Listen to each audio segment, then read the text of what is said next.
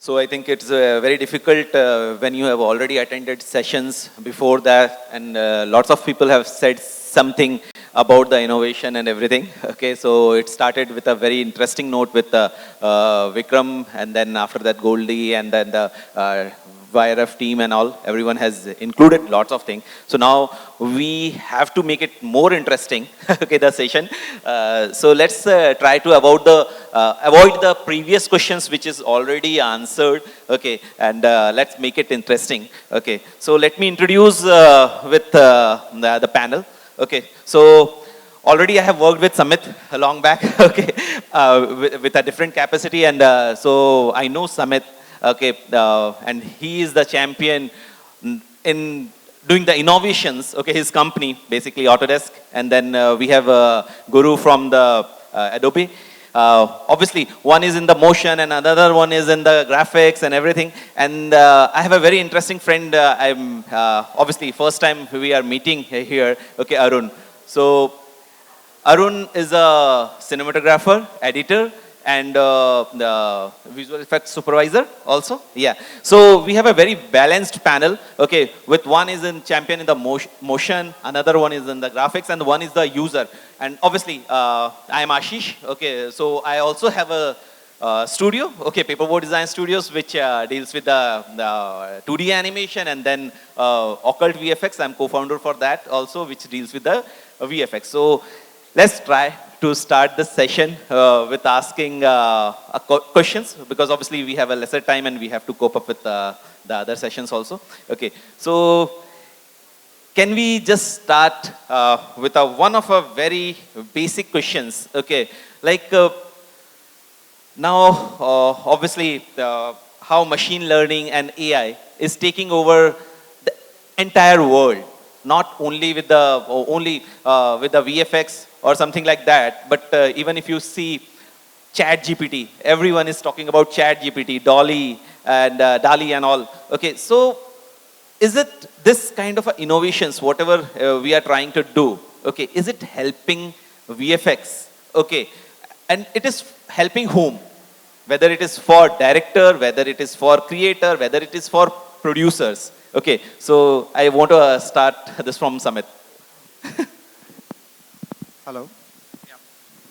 So I just spoke for half an hour about the new technologies and which also included AI, because that's where the industry is going.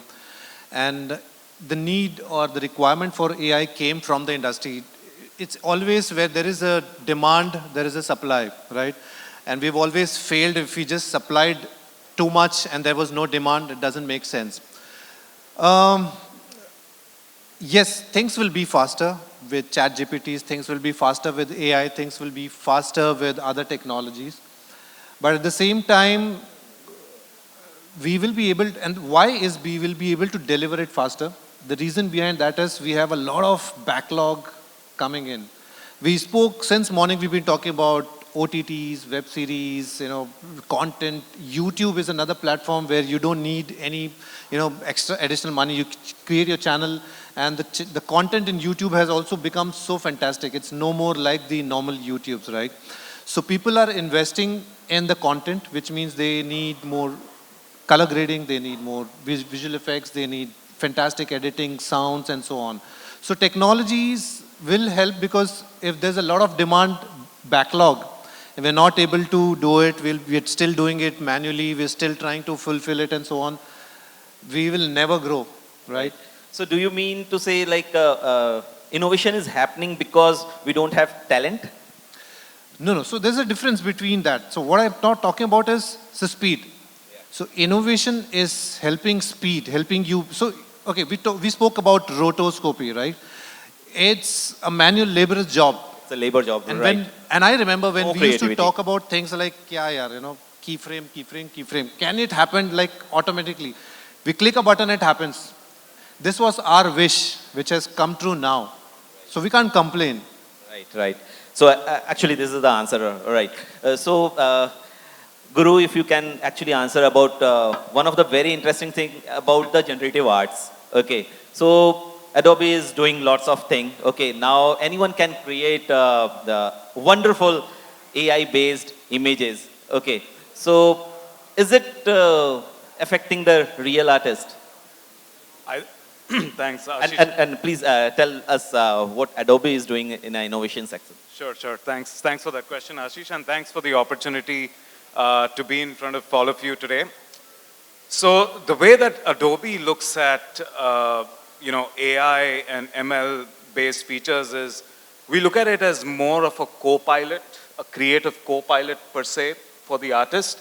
So, and it's not new. We've been focused on AI-based, features for the past 7-8 years now. We've added things in Photoshop, for example, to make selections a lot more easier.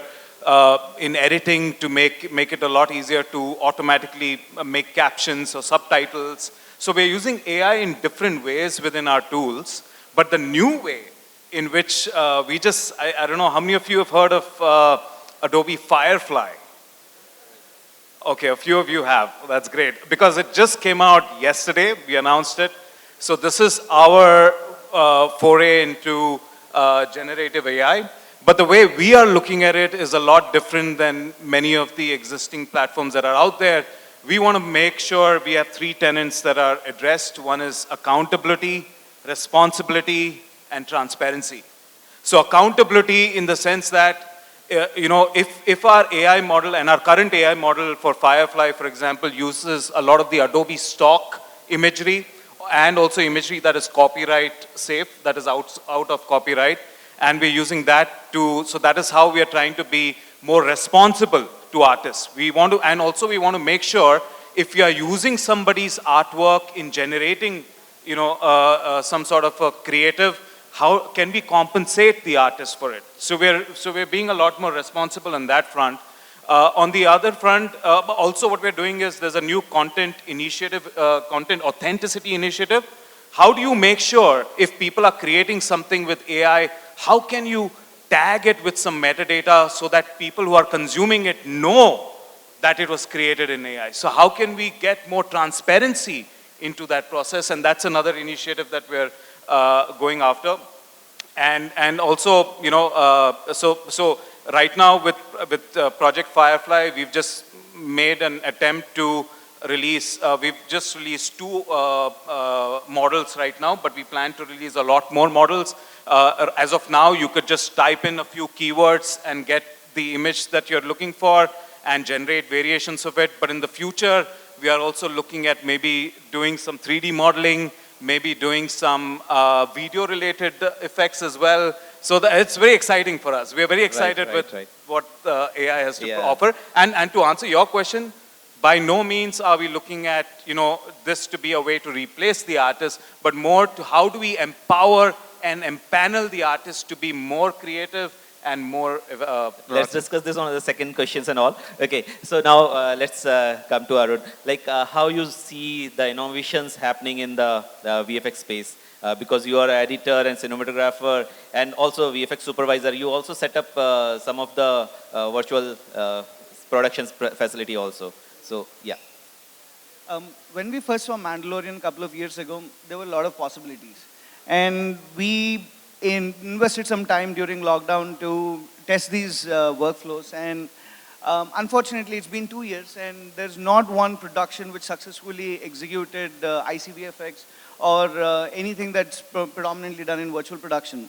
So the reason what we figured out over the time is that the storytelling process hasn't changed much, but the way we executed films in terms of visual effects and technology, that took a very big jump. So we're trying to put some tools together. How can we quickly get a storyteller with an idea, and he speaks the regular language, the age-old filmmaking language, and suddenly visual effects is coming with a new terminology, new syntax, and not everyone is Jon Favreau, so everyone is going to follow a traditional method. So there has to be this intermittent technologies where we can quickly bring filmmakers on board And AI is actually helping us do that. I mean, it's in different forms right now. We can quickly put out a story together in ChatGPT and then add some visuals together in Midjourney. And what a storyteller wanted to convey to a VFX supervisor is more or less done. You know, you don't have to worry about color palette, thinking about the numbers. Now, you just make a prompt and it's able to bring everybody on the same page.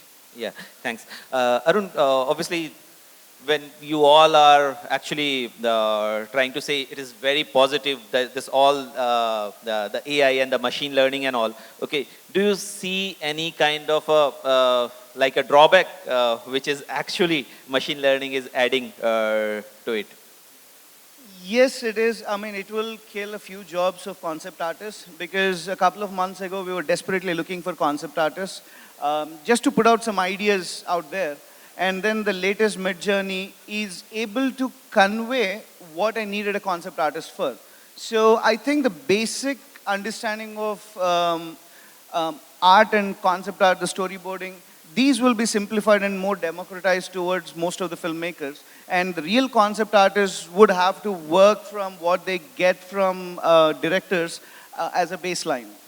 Guru, can you add something on it? Because obviously I feel, because obviously I'm a filmmaker and I always felt like machines can't read the brain of a director. Okay, so that's why you need someone, okay, who can actually do. So how your Adobe is addressing this? I actually have a very optimistic view about it. Today morning, for example, we had an all-hands call, and our CFO for APAC, was felt, a lot more empowered and creative because he created some imagery for the presentation using Firefly. So my take on this is that I think a lot more people are now going to be able to be able to express themselves a lot better. And I think, if you look at it that way, I think the pros kind of outweigh the cons. You know what? The same argument could take place when, the banks invented ATM, for example. So what happened to all the tellers that were there? So what actually happened was a lot of the tellers moved from doing the telling work to maybe doing sales or some other role within. So I think there'll be newer roles. Maybe concept artists could become keyword specialists in the future and be using, platforms like Midjourney. So I think there's an evolution there, Aashish, and I think I'm very bullish about that. Actually, frankly speaking, this recently I started using ChatGPT to correct my mails. Okay, and I realized that as much as good syntax you give it to ChatGPT, he will learn and he will deliver better. Okay, but still I'm worried about it personally. But Samit, can you add one thing like for directors? Okay, because obviously I'm meeting lots of directors who want to do everything on motion capture. Okay, and you just showed us that also. Okay, so like even the last thing that you added. Radical, yeah. Radical can actually do with a minimum setup. Okay, so this innovation can actually help a lot of people, okay, who want to do quick visualization, quick ads visualization or something like that, okay, which they have to wait for and which takes lots of budget for a shorter budget product. So how you want to say this? This is like a... So I'll also try to answer your previous question. Like there's, as Guru said, pros and cons for both. My fear is if it's not used properly, you will mess up the storytelling. So it has to be pre-planned. We've been hearing the planning stage since morning. We've been hearing that planning has to be perfect. There has to be planning. And if it's planned, things will be organized, or else it's very easy to mess it up, right? The advantage again is every individual can also be a good storyteller, right? So that's one thing which, and right now I can see almost everyone is a content creator. They create, whatever they're good at. They're creating cooking videos, they're cooking, car making videos, everything. So it becomes easier for them to add graphics, add some visual effects and make the content look better. Now coming back to the mocap thing, let's talk about India. In the past many years, we hardly had a mocap setup, a proper mocap setup. Me being with Autodesk, people used to call me, hey, do you know any mocap setups in India which you can introduce us to? And I used to struggle, really struggle. And there were just a couple of them, they were already busy. A couple of them were packing up because they had no work, because they had to wait. And when work came, it was already late, right? So there are a lot of things which happened. We still have a very professional mocap setup, but for something which is which has a shorter duration, shorter lifespan, or a very tight deadline, be it episodic, be it a short ad commercials where you don't want to waste a lot of money. You even have talents to fix it up, like, fine tune the motion setup, motion capture, which was not done properly, maybe in Radical. Okay, eventually it's the talent, right? The talent will drive. We are the drivers. We just have vehicles with us. So obviously lots of students in the audience, okay, so they are worried about these innovations also, okay, because every day they are hearing that, okay, these innovations are coming and what they are learning might be not used in future or something like that. So what do you think, Arun, on this? As an artist, one should have an end goal and where do you want to head to in some time. There would be a lot of technologies coming every day. We should be focused about what tools are we working with in the direction we are heading.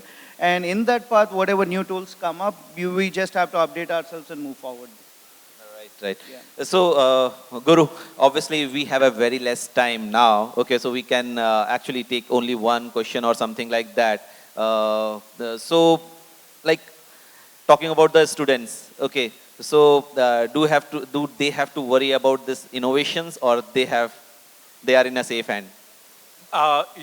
There's this book by Gary Kasparov. He wrote this book, I'm forgetting the name, but it was after he lost the chess match against Go, Google's chess, AI-based chess player. And, in the book, he writes about his experience of battling Go. And one of the things that he mentions in the book is, he has a quote, and let me see if I can get this right. He said that fantasizing about the loss of jobs to AI is a little better than grave diggers worrying about antibiotics. Right. Okay, so last question to Samit. Okay. Like, obviously, you mentioned in your presentation that you have acquired a lot of the innovation companies and everyone. Okay, so who are the most kind of affected? Okay, or not affected, this innovations, okay, is for producers, directors, or the artist, or for all of them? Well, this is for the end result, right? What we want to achieve. We create contents, we make films, we make TV shows, we make OTT. Whatever we acquire is a technology. Maybe we acquire smaller companies who are not able to reach the bigger globe, bigger audience. Maybe we want, as in India, we want certain technologies. We are not aware of that it's sitting somewhere in Paris. A small group of people have created it already, and we are still struggling. So that's the advantage where companies like Autodesk picks it up, spreads it to the globe, informs them that, hey, this is something which is new technology, you want to adopt it, and so on. And what eventually happens is we are not, the artist is not going to do something for himself. The producer is not going to do something for himself. It's eventually for the audience, for the end result. So it's going to benefit everyone. Right. So let's open it to the audience, because the best of the people are here who can answer your thing. Okay. If anyone want to ask a question. I'm afraid that we'll have to cut it on this because we have a tight schedule. Yeah, and, I know that. We can maybe take it up while we the are networking is around. on, We all are around. Okay, so let's hear it. So I think thanks for attending this session. Thanks, Samit, Guru, and Arun. Okay, and I think it's a very quick. So I tried to take your questions. Okay, thank you so much. Thanks, Aashish. Thanks, Thank you. Thank you.